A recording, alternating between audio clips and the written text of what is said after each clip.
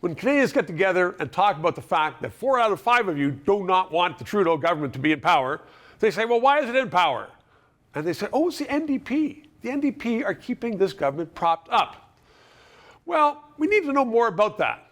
So André Proulx is my guest today. And some of you will remember, he is a producer of this show. Now, before, I called him a prairie communist. That was a joke.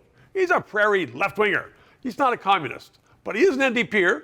André, as an NDPer, as a card-carrying NDPer, do you agree with what Jagmeet is doing, keeping this corrupt government in power? I do not, and I don't understand it. We have a leader of the NDP who are so proud that he's bringing CEOs to Ottawa and forcing them to testify in front of the government. It's a dog and pony show where there are no real consequences. He's so proud. He's a smart guy, though. In the last debates, he did brilliantly. Not just that, but he is an amazing populist leader. Yes. When he was in Ontario behind Andrea Horwath, he rallied behind car insurance, and I think he's forgotten how to speak with real Canadians and is too busy in his bespoke suits. Why is that? Is that because of the professional NDPs who are paid very well, like their position in Ottawa, and they can nudge the government a little bit, and they are very powerful? The leader can go out and give speeches?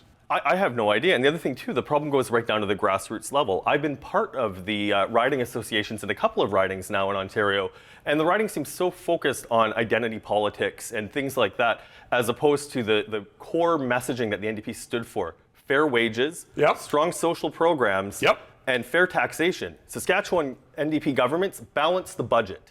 Those are all the things that the old Liberal Party used to stand for as well. But that was a very different sort of situation. So, given that you are an NDPer and your criticism of what they're doing, how should anybody vote for the NDP in the next election? I don't know how anybody could. And I hate to say this, but I think if you are a card-carrying NDP member, you might want to look at the populist messaging coming from the Conservatives. And that hurts me to my core to say that. But Jagmeet Singh has lost his way, and we need to show him that we need a new leader. Well, the Conservatives in the last election, and I had Labour leaders on here to say the Conservatives are out to get your vote, wooing you. And they said, no, we're always going to be NDP. Yet the Conservatives successfully did get their vote. And federally, they may do the same thing across the board because they are there for the working man and woman, for the guy who's out there with wages. So you agree the NDP could be completely kerplunk after the next election. Aren't we in strange days, Stephen? André Proulx, I'm going to convert you to whatever new party. It's not the Liberals. We'll see. Thanks, André. 3 minutes. I know that many of you viewers are experiencing tough times with those pointless Trudeau taxes. You're watching every dollar. So are we.